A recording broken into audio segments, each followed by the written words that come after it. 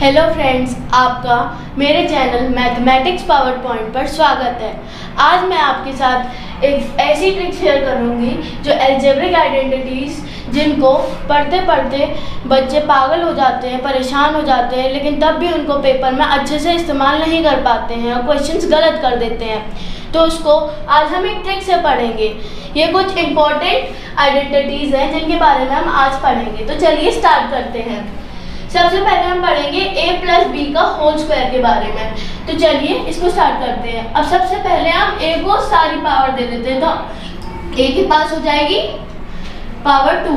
तो अब हमने a को सारी पावर दे दी, अब b को हमें पावर देनी है, तो हम अब b को देते हैं एक एक करके। तो हमने अगर a से एक पावर छीनेंगे तभी b को देंगे, तो हमने a से एक पावर छीनी तो a के पास एक पावर रह जाएगी और b के पास हो जाएगी एक।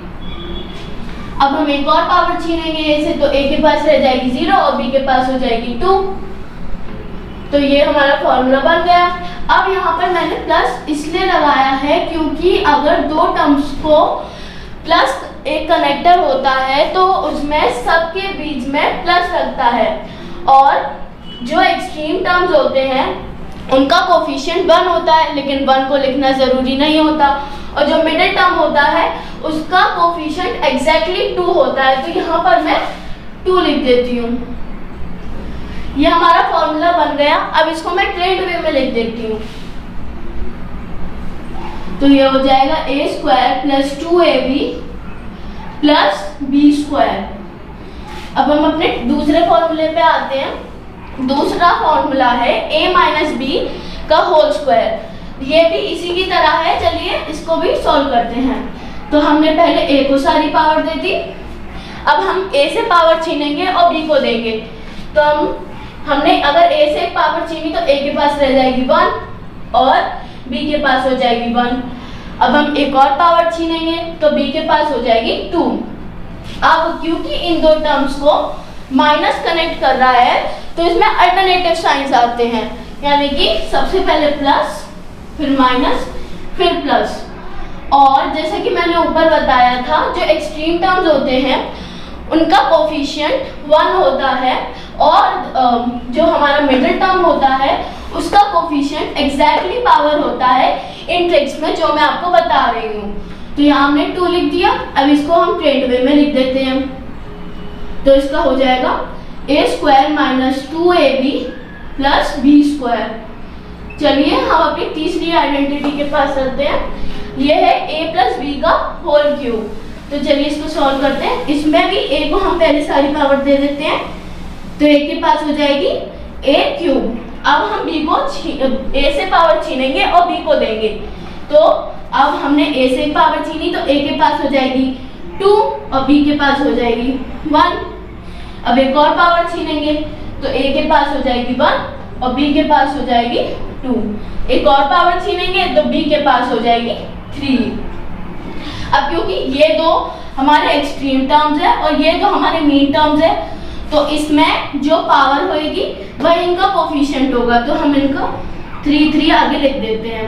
अब क्योंकि इन दो टर्म्स को प्लस कनेक्ट कर रहा है तो हम इसमें प्लस लगा देते हैं। ये हमने लगा दिया। अब इसको हम ट्रेंड वे में लिख देते हैं। इसमें आप देख सकते हैं कि 3ab और 3ab कॉमन है, तो हम कॉमन ले लेते हैं। कॉमन ले लिया। कॉमन लेने के बाद हमारा क्या बचता है, 3ab a स्क्वायर है तो हम a लिख देते हैं। यहाँ b स्क्वायर है, हमने b लिख दिया। अब plus b square b cube. तो अब हम a क्यूब और b क्यूब को साथ में ले लेते हैं और 3ab और ब्रैकेट में a प्लस b को बाद में लिख देते हैं। तो ये हो गया फ्रेंड हमारा आइडेंटिटी। अब हम अपने फोर्थ आइडेंटिटी के पास चलते हैं। तो इसमें भी पहले हम a को सारी पावर दे देंगे। a को हमने सारी पावर दे दी। अब हम a से छीनेंगे और b को दे देंगे। तो हमने a से एक पावर छीनी तो a के पास रह जाएगी 2 और b के पास हो जाएगी 1। अब हम a से एक और छीनेंगे तो a के पास हो जाएगी 1 और b के पास हो जाएगी 2। फिर एक छीनेंगे तो फिर b के पास हो जाएगी 3। इक्वली डिस्ट्रीब्यूट हो गया। अब हम यहाँ पर क्योंकि माइनस है तो अल्टरनेटिव साइंस लगेंगे। सबसे पहले आएगा प्लस, फिर माइनस, फिर प्लस, फिर माइनस। अब जैसा कि ये दो हमारे मीन टर्म्स हैं, तो जो हमारा तो पावर है वही इसका कोफिशिएंट हो जाएगा। तो 3 और 3 हमने लिख दिया। अब क्या कॉमन आ रहा है? -3ab, क्योंकि हम माइनस को भी कॉमन ले लेते हैं, तो हमने माइनस को कॉमन ले लिया। -3ab हमारा कॉमन हो गया। अब क्या बचता है? a², तो a बचा। अब क्योंकि यहाँ प्लस है, प्लस माइनस माइनस हो जाता है, हमने माइनस लिख दिया। और b हमारा b² से एक b रह जाता है और पीछे रह जाएगा b³। हम क्यूब को साथ में ले लेंगे, तो a³ -b³ -3ab और ब्रैकेट में a - b। ये हमारी फोर्थ आइडेंटिटी हो गई। अब हम अपनी लास्ट आइडेंटिटी के पास चलते हैं। ये हमारी a² - b²।